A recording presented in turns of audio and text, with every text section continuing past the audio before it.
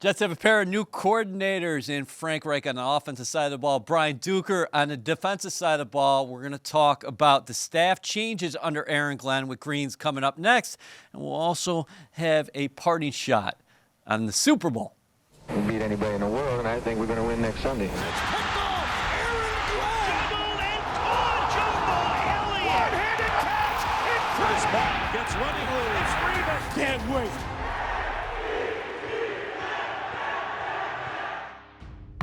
All right, Greens, the Jets have a pair of new coordinators. Brian Duker on the defensive side of the ball. Frank Reich, of course, is made official here Wednesday morning in Florham Park. Where do you want to start?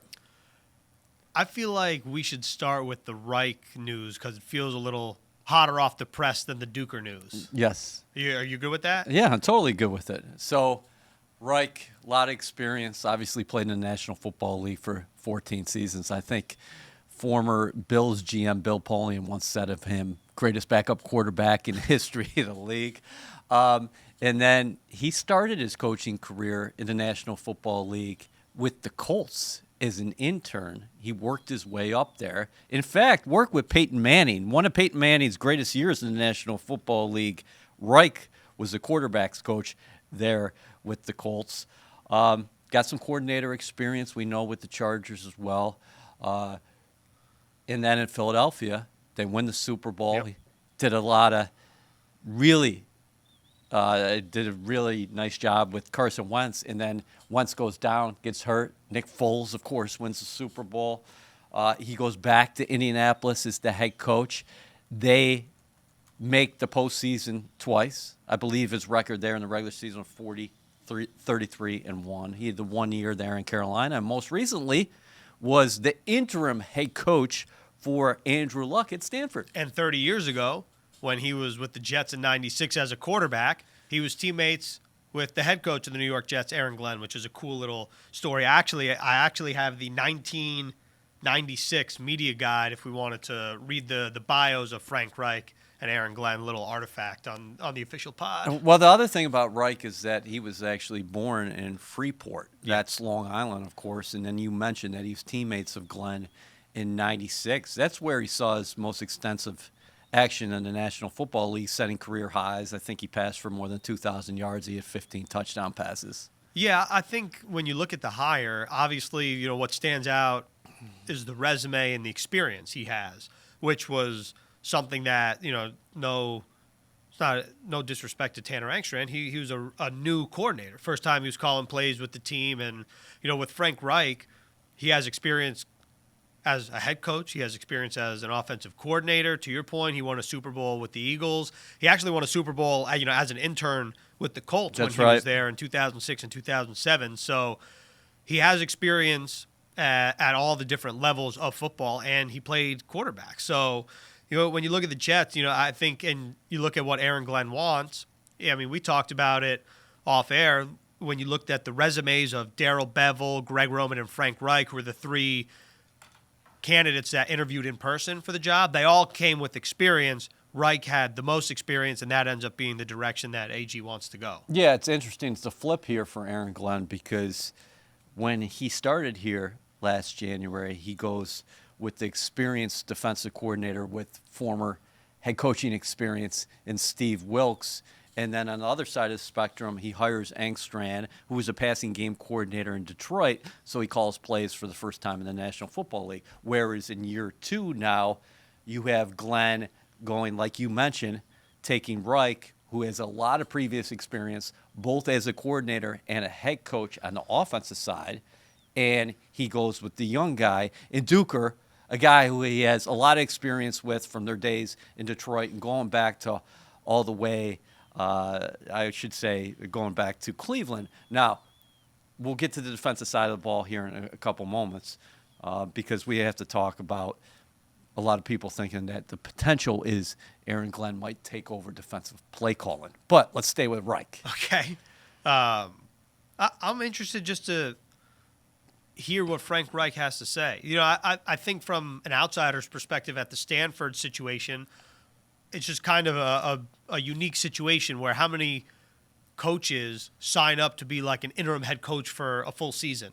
I'm just interested to know what that experience was like for him. Obviously, it seemed like he wanted to reunite with Andrew Luck a little bit in Stanford, and I'm just curious to see what Reich has to say. I think from a Jets perspective, the biggest question is, what does the quarterback landscape look like moving forward? And, we're not privy to that information as we sit here in early February. Aaron Glenn hasn't spoken to the media since the end of the season. Neither has Darren Muji. So seemingly they'll next talk at the Combine. We probably, again, won't get a lot of information out of that. They're not going to tell us their plan at quarterback, but whether that is by trade, free agency, whether they roll it back with people with expiring contracts, people returning contracts, I do think that the experience that Reich has with all sorts of different types of quarterbacks, like you mentioned, Peyton, Carson Wentz, Nick Foles, Bryce Young, there's a lot of different experiences that he can pull from to help Aaron Glenn and the 2026 Jets. AG's quote in today's release was, Frank has a rare combination of experience, creativity, and calm under pressure. He's lived this game from every angle. As a quarterback in the league and as a coach who's led offenses at the highest level, he is unique in his ability to set the game for what it is right now, see the game for what it is right now, and adapt when appropriate. Frank understands offense and how to utilize the strengths of players. I'm looking forward to how he will help the team have success. Let's go back to those Indianapolis days. It was interesting because I don't know if people remember this, that the Colts actually intended to hire Josh McDaniels. Yeah. McDaniels pulls out, then Indianapolis transitions. They hire Reich. And again, he goes 40-33-1 in the regular season. And you think about all the quarterbacks they used in Indianapolis. Wentz, Phillip Rivers, Luck, Jacoby Brissett, Brian Hoyer, Matt Ryan, and Sam Ellinger. You didn't have quarterback stability there in Indianapolis. And you work with a ton of dudes. Yeah, I'm sure that obviously Colts fans were hoping it was, going to be Luck. And yeah, right. And then he retired seemingly was a big surprise in the preseason. Look, I think, going back to what I said, all these different experiences with different quarterbacks. I mean, you're talking about a lot of high-level quarterback play at their prime. Matt Ryan, Phillip Rivers, Andrew Luck. And then also, Jacoby Brissett's a very solid player in this league. Started for the Cardinals the back half of the season. I don't know what his contract status is, but I'm sure. Well, he's under contract, and I know a lot of Jets fans are circling him right now. Yeah, exactly. And what his potential future could be. But right now, we know he's a Cardinal. Yeah, so I think it'll be interesting, but to see how this plays out, that's the biggest question of the Jets offseason, from a fan's perspective. But you have a guy that has a lot of experience, and we were kind of talking about this. I know that social media is an easy place to throw darts and, kind of criticize.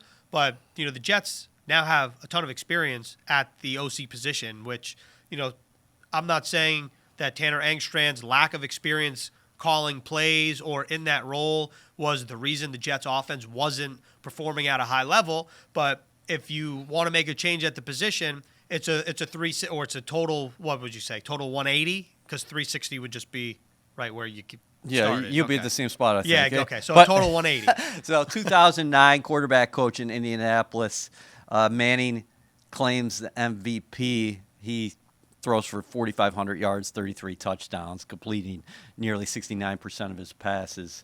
That following year, he threw for 4,700 yards. Reich also has experience being a wide receiver coach, with Manning missing the entire year due to injury. When Reich was wide receiver coach, you got Reggie Wayne and Pierre Garçon going off for 70-plus receptions and 900-plus receiving yards. And he has a ton of experience with Phillip Rivers as well, not just from the days in Indianapolis, but from the days with the Chargers. Yeah.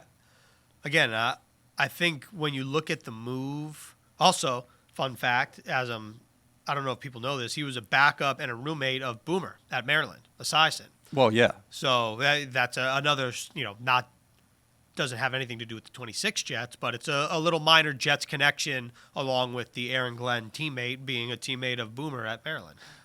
I don't think Frank Reich is here if he wasn't a Jet in 1996, and he wasn't a teammate of Aaron Glenn, because I think that relationship started way back when. And those guys obviously have kept in touch over the years. But you go back to Reich, as a college quarterback, he was Boomer Esiason's backup for 3 years with the Terrapins. He was part of two of the greatest comebacks in football history. At Maryland, they were playing defending national champion Miami, down I think like 31-0 at halftime. That's exactly right. Frank Reich throws for a school record 6 touchdown passes. They beat the Canes by a 42-40 score, I believe. That's right. Then, 1993, he's a backup to Jim Kelly, of course, with the Bills. Kelly's hurt. The Bills are hosting the Houston Oilers at the old stadium now. They're down 35-3 early in the third quarter. Reich engineers another improbable comeback, throwing for 4 touchdown passes. And Comeback king. And the Bills pull off a thriller 41-38 in overtime. There you go. Yeah.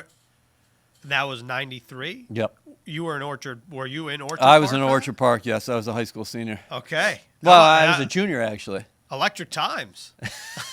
Well, the Bills made 4 consecutive Super Bowls. Yeah, but that's awesome. I mean, also, it's an incredible story. 2 is you think about like somewhat of the parallels, not directly with the Eagles when they won the Super Bowl and Nick Foles, but like there's something there in terms of backups leading their teams to victory. Obviously, Nick Foles did that over the course of a postseason, Frank Reich, in this one game. But still cool, considering what happened with Frank Reich and the Eagles and Nick Foles leading them to the Super Bowl. And the other thing we should point out that Reich likes to run the football. Aaron Glenn likes to run the football. Jonathan Taylor had a couple big seasons there with the Colts. And I know he's doing it right now for Andy Shane-Steichen, head coach. But Reich is not just going to come out there and sling it all over the field.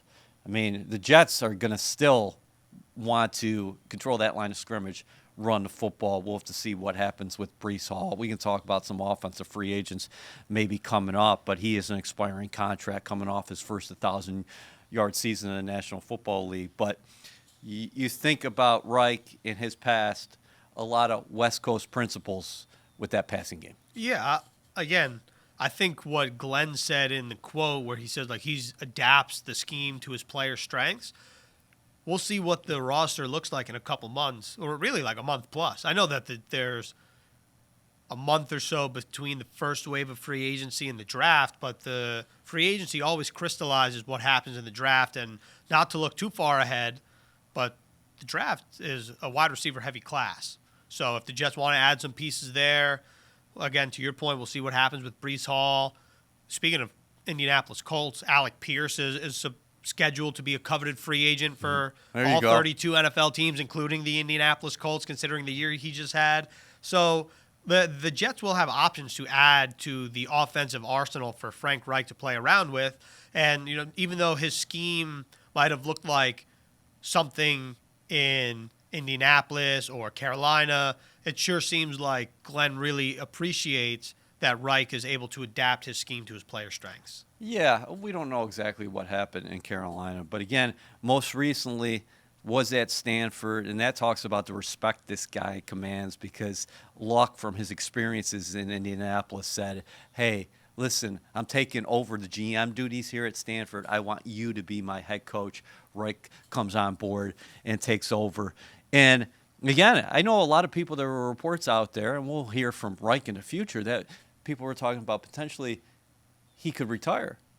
But that says something about what he thinks about this opportunity that, hey, listen, I'm going to give it one more go. Because you know Reich's going to come here, and he just wants to help Glenn orchestrate a really good offense. Because I don't think, at least the way I'm viewing this, is I don't think Frank Reich is looking at this as, hey, this is my opportunity where maybe I can get another head coaching job after this. Yeah, I agree with I agree. And I think when you look at the Jets' moves in totality, to your point, it's a complete switch from what the Jets had this time last year with the experienced defensive coordinator, the inexperienced offensive coordinator.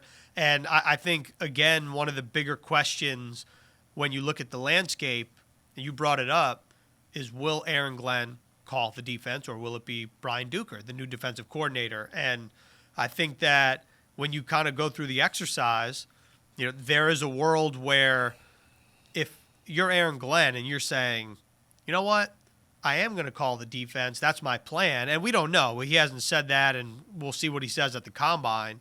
But if that's his plan, I would imagine you'd want someone with significant experience as your offensive coordinator if you're going to spend less time with that side of the ball. Yeah, so let's get to this before we jump in there. That when you look at the offensive pieces that Reich is going to inherit, it all starts up front with that offensive line. In the Jets, I know it looked bad at the end of the season, those final 5 games, but they're awfully excited about that offensive line. We'll have to see what happens with John Simpson in free agency and Elijah Vera Tucker, but you have your bookend tackles, Olu Fashanu at left tackle. You got Armand Membo at right tackle. You re-sign Joe Tippmann. You actually re-signed Josh Myers. Yeah, but Joe Tippmann's under contract. Yeah, and you have Tip, so we'll have to see what happens at the guard position. So it all starts right there. We talked about Breece Hall. Isaiah Davis is still on this roster. Braylon Allen is going to be coming back from a injury-shortened season, so don't forget about him. You got the pieces at tight end. Jeremy Ruckert re-signed. Mason Taylor was very impressive in his rookie season. You have a star receiver at Garrett Wilson. We forget about him because, down the stretch, the Jets are playing with a lot of moving pieces at the receiver position. He's a big-time talent in this league. Remember, one of 5 receivers in NFL history to start their careers with 80-plus receptions and 1,000 yards receiving in each of those first 3 years. And then we saw down the stretch, the Jets pick up John Mechie, of course, and then Adonai Mitchell as well. And we'll have to see how they fit. But you were talking about potentially maybe you're in the receiver market as well. But my point, when you look at it, there are pieces here. You got to get the quarterback stability because this was the 6th time since 2016 that the Jets started 3 quarterbacks in the season. Yeah, you're right. And that's why I think that Jets fans immediately gravitate towards that is the biggest question of the offseason. And there are a lot of theories out there. And I think as we sit here in early February, there's not a number 2 overall pick worthy quarterback not named Fernando Mendoza. So I think that that's going to be one of the most interesting storylines, see how it shakes out. And, maybe the Jets do want to take someone in the draft, maybe not necessarily that high at 2 overall, but maybe they want to take a player, see if he can develop under Reich. We'll see who the quarterback's coach is. We'll see what kind of staff Reich wants to bring in, who stays, who goes. So there's still questions to be had in terms of the staff supporting Reich, and then obviously the players as well. Yeah, and also you do have Steve Hyden on the staff too, who did a great job. Yeah, he was great in year 1 for the Jets. So they could address the quarterback position maybe in free agency. Maybe they trade for a veteran, and they could get another quarterback in the draft. We'll have to see how it all plays out. It's going to be an interesting couple months. You mentioned Duker before. The Detroit experience together. Brian Duker's 36 years old. He was a defensive assistant under Aaron Glenn in 21, safeties coach in 2022 with the Lions, and then D-backs coach in 2023. But their relationship goes all the way back to 2015 because Duker began his career as a defensive intern in Cleveland. Jimmy O'Neill was the coordinator there. By the way, Aaron Glenn, assistant secondary cornerbacks coach. Yeah, again, when Glenn talks about, or he talked about the compatibility and sharing a vision in terms of scheme and whatnot, Duker, in Glenn's quote about Duker, says that he has an aggressive approach on defense, which if you take a look at what the Lions were when AG was calling plays there, they were an aggressive bunch. So whether or not Aaron Glenn does or does not call plays for the 2026 Jets defense, I do expect significant aggression in terms of maybe they want to send a blitz more times than not. But, I mean, we were briefly looking at a couple Lions videos this offseason, seeing like, what did the Duker Glenn teams look like in Detroit? And more times than not, they were sending some heat. Glenn says, during our time in Detroit, Brian consistently demonstrated high football acumen and an aggressive approach to defense. Like you said, I'm confident his energy and knowledge of the game will help elevate our players and push this team forward. The Jets are going to try to get after the quarterback. And Aaron Glenn, he wants to play man in the back end. Yeah, and look, just like the offense, the Jets do have pieces on defense, but there are also some questions. Because of expiring contracts, because of the draft capital that the Jets have. You take a look at the teams playing in the Super Bowl, like the Seahawks and the Patriots both addressed their holes, their needs, top to bottom in free agency. They were very aggressive, which, in years past in the league, at least, in the 10 years that I've been here with you, like it doesn't feel like that's ever been a success story, right? It's always been like you build through the draft, you supplement in free agency. Well, if you have cap space like the Jets and you have expiring contracts, you have an opportunity to, at the very least, fill depth pieces and make the most out of free agency where maybe you're not overspending like crazy, but that's the name of the game in free agency. You probably spend a little more than GMs and would want to, but that's just the way the NFL goes. All right, so my underlining theme here is that you have to look at the results, not the process. When we speak about the Jets defensive coordinator search, of course, they talked to 8 guys initially. Duker's the 9th guy. Then later that week, the Jets announced that Duker is, in fact, named defensive coordinator. We don't know how AG landed there, but to your point as far as play calling, maybe during the process, he got to a point and said, you know what? I really enjoy talking to these guys, and these are a good group of candidates. But I really want to call it. I want to call it myself. And if he does, that Duker hiring makes a hell of a lot of sense. And going further, we went through this exercise yesterday. Let's do it. Going through the NFL, all 32 teams, and seeing how many head coaches call plays, whether that's offense or defense. And we, going through a brief little evaluation, came across with more than 20, somewhere between 20 and 25, closer to 25 of the 32 head coaches call plays for their team, whether that is the offense, whether that's the defense. It's easily more than 20. We're looking at the AFC and saying that's 12 or 13 right now. You start at the AFC East. Joe Brady, the Bills' new head coach, formerly their offensive coordinator. He's going to call plays. He hired Pete Carmichael from the Denver Broncos, but Brady said he's going to call him. Jeff Hafley from the Miami Dolphins. He indicated at his first news conference that he'll be calling plays. Mike Vrabel, we'll get to him in a few moments because we know he's coaching a big game this weekend. He doesn't call plays. Aaron Glenn, we'll find out soon enough. AFC North, everybody calls plays. Jesse Minter, who comes over from the Chargers. He said he's going to call plays. Obviously, he's got the defensive acumen. In Cincinnati, we think about Joe Burrow, Zach Taylor, the head coach. He's the play caller. Todd Monken, our assumption is that he will be the guy calling plays, especially after coming over, being the Baltimore Ravens offensive coordinator. And then in Pittsburgh, longtime Green Bay Packers head coach Mike McCarthy takes over for the Steelers. He's going to call plays. Yeah. That's the whole division. There are divisions, like you said, and then the 2 in the NFC that all 4 of them coach or call plays is the NFC West and the NFC South. So that's right. All 8 of those coaches, and then 12 including the AFC North, all call plays for their team. All the head coaches call plays, whether that's offense or defense. Honestly, the one that's most surprising or that has the least amount of play callers in their division is the NFC East. Nick Sirianni does not call it for the Eagles. They just hired Sean Mannion as their new OC. Brian Schottenheimer does call plays. The Giants, John Harbaugh does not call plays.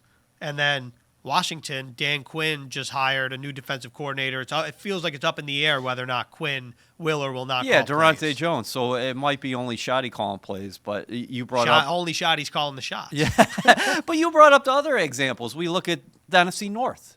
Yeah. You got Matt LaFleur there, who is calling offensive shots. We know that. Minnesota, Kevin O'Connell, a quarterback whisperer. He's calling offensive plays. Chicago just hired Ben Johnson, who was there in Detroit under Dan Campbell with Aaron Glenn. We saw what he was able to do in his first year. And speaking of the Lions, they signed Drew Petzing. That's their new offensive coordinator. So what to find out? Because, in fact, Campbell last year took over offensive play calling duties at one point. And then you mentioned that NFC West, Kyle Shanahan, long-time play caller. Sean McVay, look at what he's been doing with Stafford. I mean, and it's amazing to think about McVay's tenure in the NFL. I know I'm going off here. Mike McDonald calling defensive shots this weekend for the Seattle Seahawks, and that defense is one of the top 5 in the National Football League. And the expectation is Mike LaFleur, Matt's younger brother, probably calling offensive plays in Arizona. Yeah, the guys that stand out to me of everyone you just said is Mike McDonald, because this is a guy that's in the Super Bowl, and the Seahawks defense is great, and he's calling the plays, and Clint Kubiak's expected to be the Raiders head coach shortly after the Super Bowl. Sure feels like that's the direction that they're going, and McDonald is a great example, and not to mention the Tennessee Titans hired Robert Saleh. One of the things that he said, obviously, is that he is calling plays because he felt like when he was head coach of the Jets, maybe he did want to call plays in retrospect. Right. And he said he felt like a little bit of like a child, like a red flag thrower is what he said. And look, we don't know. You have your hands more on it. Right, but we don't know what Aaron Glenn's thinking. There's a world where true. he comes in last year and he's like, yes, I want to be a little more CEO type, and kind of assess everything. He might have gone through this offseason. And again, this is assuming he's going to call plays, which we don't know. It could be Duker. Sure. I think that there's a world where AG's like, you know what? I want to get my hands a little bit more back in the defense because I feel like I can do a good job of having this defense play the way that I want them to. Yeah. That's a possibility. Compatibility and synergy there with Duker, the familiarity. So those guys have intimate working experiences from their days in Detroit and going all the way back to Cleveland. The other thing I want to say is that there is a Rex Ryan influence here on AG's philosophy defensively. So it will be very interesting to see how he fills out the rest of his staff. Right. What do you mean by a Rex Ryan philosophy? In terms of what? In terms of the connections here. If you go back and you say, okay, Aaron Glenn started his career in Cleveland. Who was the coordinator? Jimmy O'Neill. Who did Jimmy O'Neill learn under? Well, that was Rex Ryan and Mike Pettin here with the Jets. Okay? There are other guys, I think, when we talk about the staff, you're going to see more connections, and you're going to see the way Aaron wants to attack things. Again, it's all about impacting the quarterback, and also he's very, and this is no surprise, but again, back end, he comes from that thinking of, hey, we're locking up. It's going to, we are locking up. Think about what he said so when we're looking ahead of the draft, I mean, to me, when you're looking at defensive backs, you play man. But if you're just a zone-eye guy, I don't know if you're going to be the right fit here. Well, remember what he said to A.Z. Thomas when he got drafted? He loved the way that he played press man. Yep. He was a Senior Bowl player, and then obviously his testing numbers in terms of speed didn't match, let's say, the play speed. They were slower on turf than what AG saw on the field. That he kept saying that, and we saw A.Z. Thomas had what I would consider a prototypical rookie year. Yes, remember he got beat on the T. Higgins touchdown. He came back that same game and he's making plays. He's making plays on the ball, and he's got size, he's got length. I'm not saying that's what AG wants in a corner, but you think about Brandon Stevens, a similar build too. I just think that, to your point, when Glenn called A.Z. Thomas, told him that the Jets were drafting him, he said, I want you to do what you did at Florida State, which is, he said, like, I would just want you to choke up the other receivers, choke them out. Right. And that's what A.Z. Thomas was in college. That's what he's aspiring to be in the NFL. And I think that it's a good pull that man coverage might be where the Jets are headed. So we'll find out soon enough if Aaron Glenn is indeed calling plays. We know Brian Duker is his defensive coordinator, and he will speak about the process. The big thing I want to say is that I know we hear from the outside people saying, I thought he wanted to be a CEO, head coach. Well, he went through a season. And if you're the head coach, you have to make difficult decisions, and you have to make the decisions that you are most comfortable with, and also you think puts your team in best position to win. And for Aaron Glenn, that meant bringing Duker on board and bringing in a veteran, seasoned offensive coach. And oh, by the way, and I'm sure Aaron's going to say this as well, I think Tanner Angstrand is going to have a great career in the National Football League. But for the Jets right now, this is the direction that AG thought that he had to go in. And again, the three finalists, if you're talking about the in-person interviews, as we touched upon at the beginning here of the pod, are Darrell Bevel, Greg Roman, right, and Frank Reich. And look at the amount of combined experience those guys have had as far as years in the NFL in the coordinator position. Yeah, I think it's a great point. And I think things change in the NFL. They change in the drop of a hat.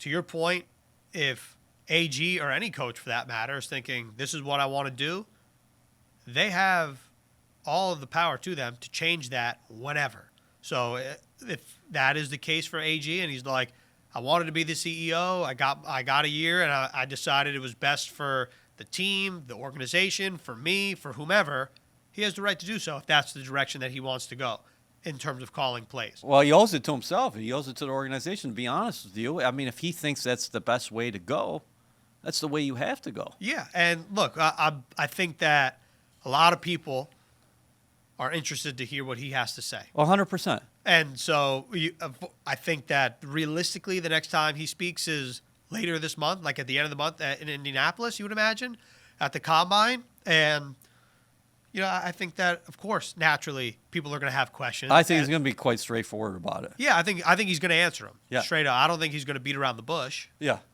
And for the Jets right now, listen, a lot of staff changes. And when he took this job, you never envisioned that, hey, you're going to have to make these changes. But, again, he's the guy who's calling the shots. Yeah. And the Jets have a lot of work to do. And he knows that. Darren Muji knows that as well. But I'm glad we touched upon that. I just want to stress the fact that if Aaron does call plays, this is not an outlier in the National Football League. I know people are talking about process. He can address this. I just want to say that, though the fact is him doing that, it's what most guys are doing in the league right now. Yeah, that is the point to hammer home, because it might be not what he said he was going to do last year, but he, again, has the right to change his mind.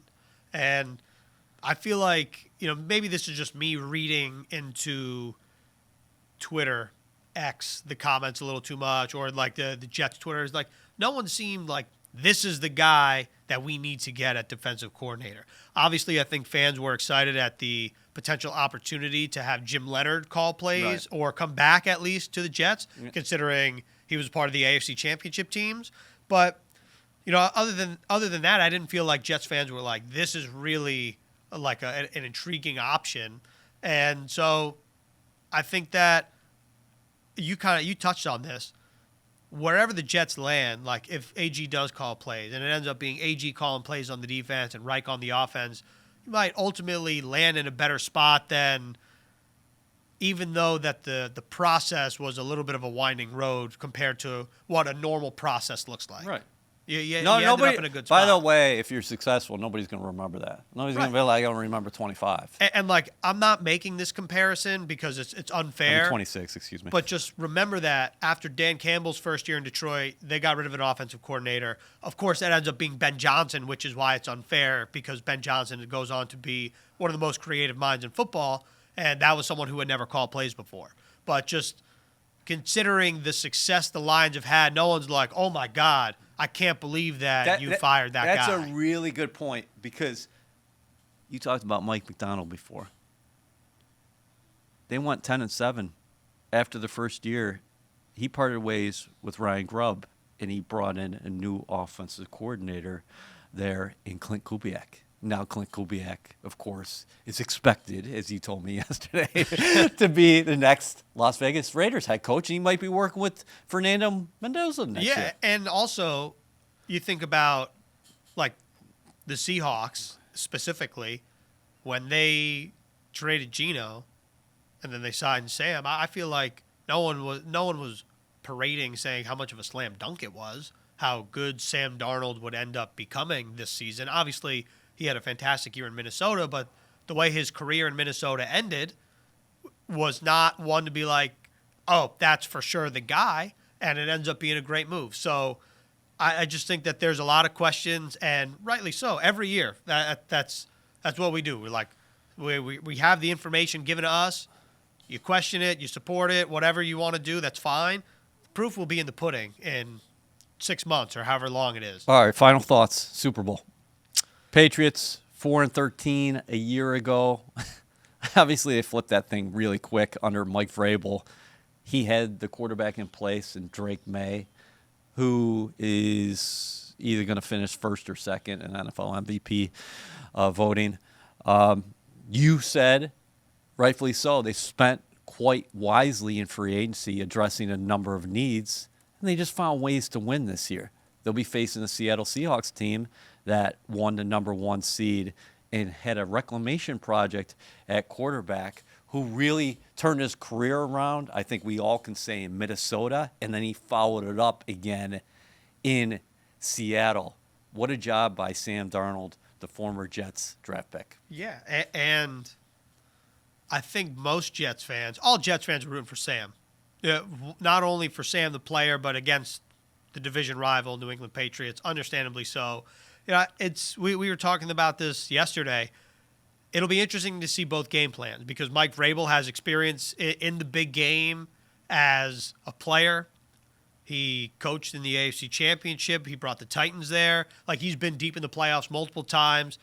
Mike McDonald seemingly could be a savant at defense. I mean, he could be. Someone said like he could be the Kyle Shanahan, Sean McVay of defense. We'll see. This is his first crack at it. The one thing that we don't know, which is, kind of what we didn't know with McVay when it was Patriots-Rams, 2016? Or, whatever year that was. It was You either got the 16 or 17. photogenic memory. Yeah, I lean on you on I think it was the 16 season. I know this is Super Bowl 60. That's good for me, right? Yeah, it is. It is. I think that what Sean McVay said is that he had like paralysis by analysis or analysis by paralysis. He overanalyzed what he did in terms of having the 2-week break.